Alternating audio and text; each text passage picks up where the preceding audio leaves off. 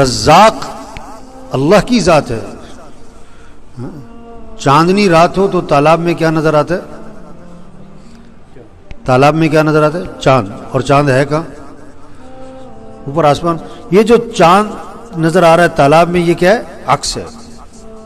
اگر کوئی تالاب میں چھلانگ لگائے چاند پکڑنے کے لیے، لوگ کہیں گے جاہل، دیوانہ، احمق.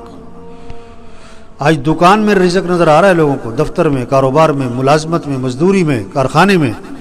اور اللہ پاک قرآن میں فرماتے ہیں وَفِي السَّمَاءِ رِزْقُكُمْ، تمہارا رزق تو آسمانوں میں ہے. رزق کہاں پر ہے؟ اب فجر پڑے بغیر جو دکان جاتا ہے، فجر پڑے بغیر جو دفتر جاتا ہے، فجر پڑے بغیر جو کارخانے جاتا ہے، مزدوری پہ جاتا ہے، یہ چاند کہاں تلاش کر رہا ہے؟ ہاں، چاند کہاں تلاش کر رہا ہے؟ پانی میں. اس کو رزق کی تلاش ہے، رزاق کی تلاش. یہ رزاق کی نافرمانی کر رہا ہے اور رزق کی تلاش کر رہا ہے. کتنا بڑا جاہل ہے. یہ دعوت ہے کہ اے انسانوں، دنیا کے انسانوں، رزق دینے والا کون ہے؟ اللہ ہے.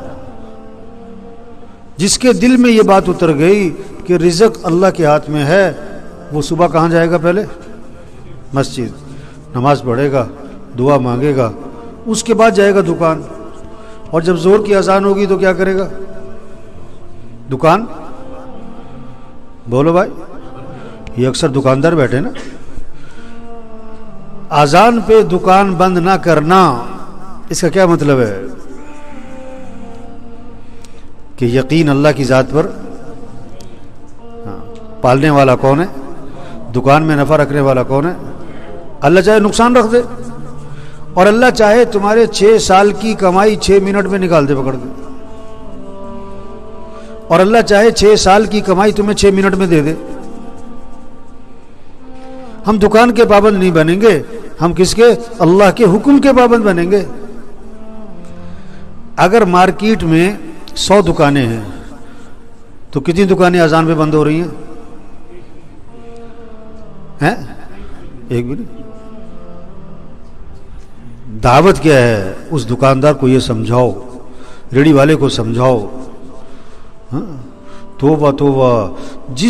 جس نماز پڑھنے میں مسئلوں کا حل تھا، کاموں کا بننا تھا، نفع تھا، وہ نماز پڑھنے میں اپنے کاموں کا حرج سمجھ رہا ہے. میں نماز پڑھنے جاؤں گا، میرے کام کا حرج ہو جائے گا. میں نماز پڑھنے جاؤں گا، میری دکان کا نفع کم ہو جائے گا. توبہ توبہ توبہ. دعوت یہ ہے، یہ بات سمجھاؤ کہ رزق دینے والا اللہ ہے، دکان میں نفع رکھنے والا اللہ ہے. پیسے سے کام نہیں بنتے. نماز چھوڑ کر جو تم نے پیسہ کمایا، یہ پیسہ تمہارے گھر میں خوشیاں نہیں لائے گا، پریشانیاں لائے گا. پیسہ آ جائے گا، خوشیاں نہیں آئیں گی. پیسہ اور چیز ہے، خوشیاں. دوائی اور چیز ہے، صحت. 10 لاکھ کا بیڈ اور چیز ہے، مزے کی نیند. بولو بھائی. بڑے بڑے گھر ہونا اور چیز ہے، گھر میں سکون ہونا.